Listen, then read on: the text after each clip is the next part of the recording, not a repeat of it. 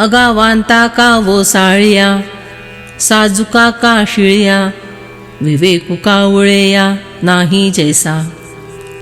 अरे कौवे के पास जिस प्रकार इस बात का विवेक नहीं रहता कि यह अन्न किसी का वमन किया हुआ है अथवा उष्टावली का नैवेद्य का पवित्र कौर है, वह ताज़ा है या बासी है।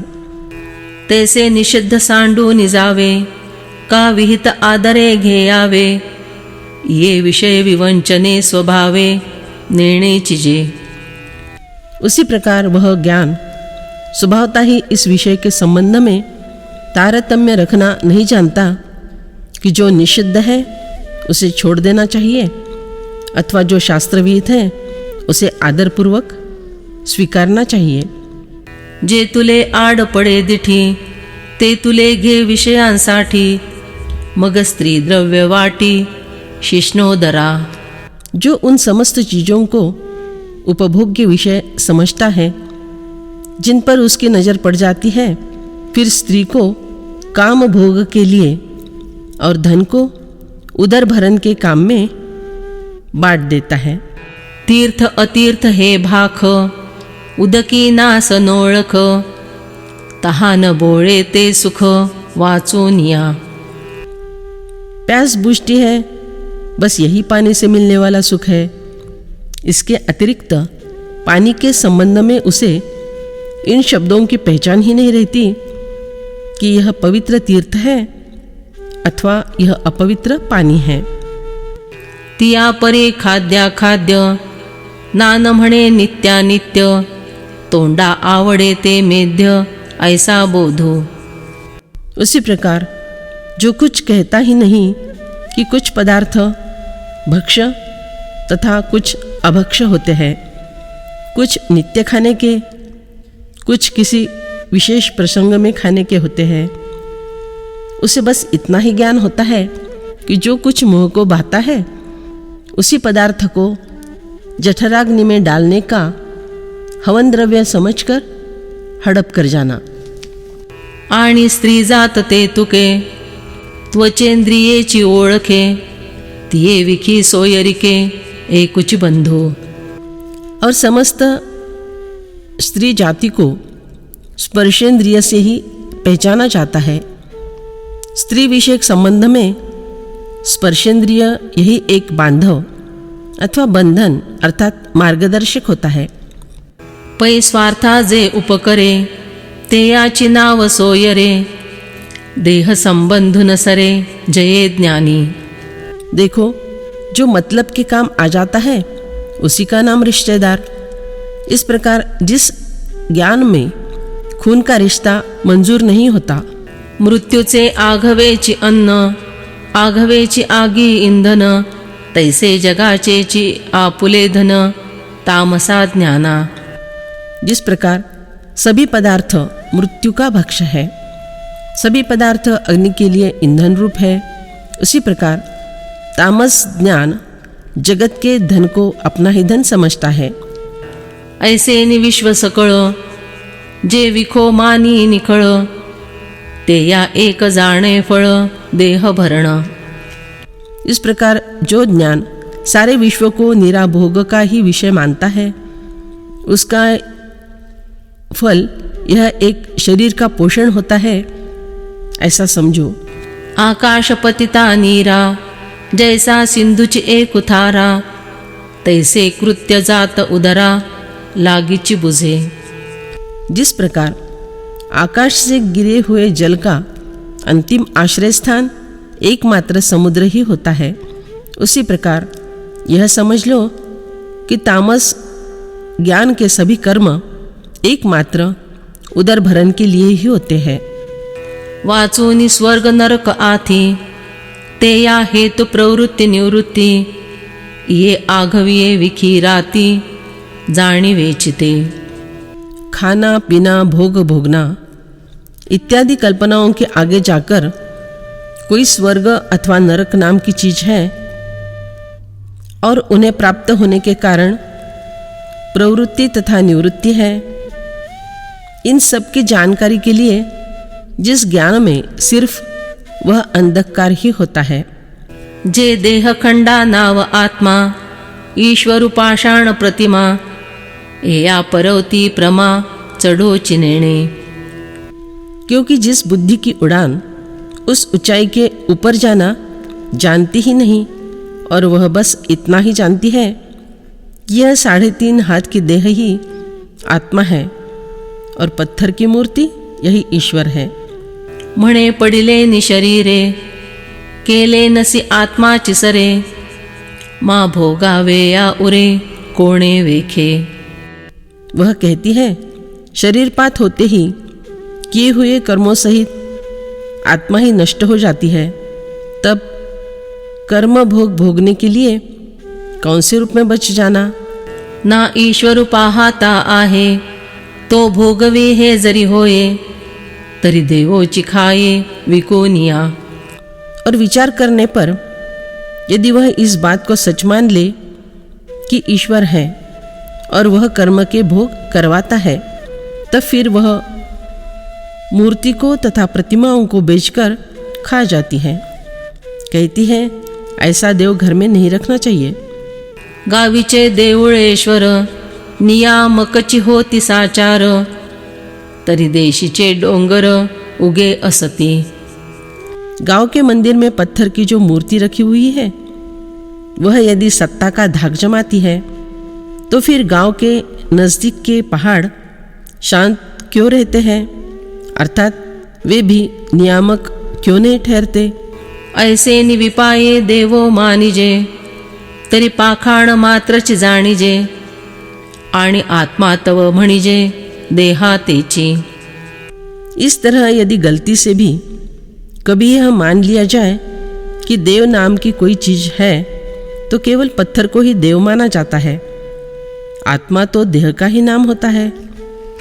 ये रे पाप पुण्यादिके ते आघवे चिलटिके हितमानी अग्निमुखे चरणे जे का।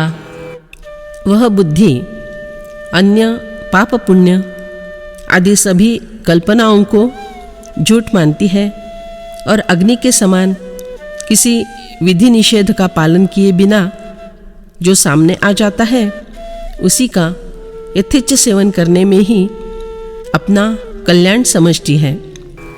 जे चामल डोळे दावीती जे इंद्रिये गोडी लावीती तेची साचहे प्रतीती फुडी जेथ।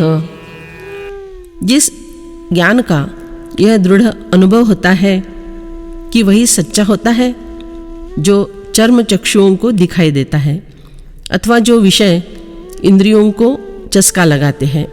किंबहुना ऐसी प्रथा वाढती देखसी पार्था धुवांची वेली वृथा आकाशी जैसी।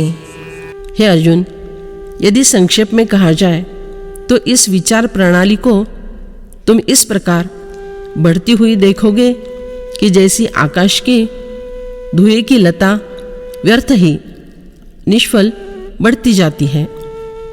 कोरडा ना ओला उपेगा आथी गेला तो वाढवनी मोडला भेंडू जैसा। जिस प्रकार भिंडी का झाड़ पोला फुसफुसा होने से चाहे हरा हो या चाहे सूखा हो, वह किसी उपयोग में नहीं आता है।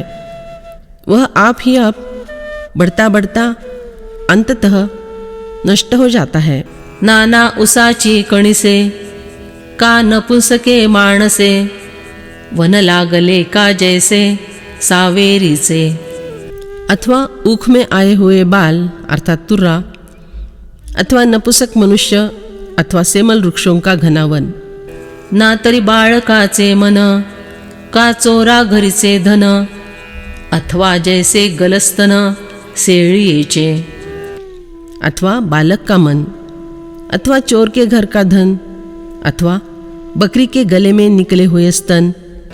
तैसे जे वायाणे वो सल दिसे जाणणे ते या ते मी म्हणे तामस ज्ञान। उसी प्रकार जो ज्ञान बांझ बिना उपयोग का होता है, उसे मैं तामस ज्ञान कहता हूँ। ते ही ज्ञान इया भासा बोलीजे तो भावो ऐसा जात्यंध्याचा जैसा डोळा वाढू। उसे भी ज्ञान नाम से पहचाना जाता है। उसका अभिप्राय यही है कि जैसे जन्मांध की बड़ी बड़ी आंखें होती है, बधिराचे नेटकान का अपेया नावपान, तैसे अडिनाव ज्ञान तामसा तेया। बहरे के अच्छे कान अथवा जो पीने के लिए निषिद्ध है, उस मद्य को पान ऐसी संज्ञा देना होता है।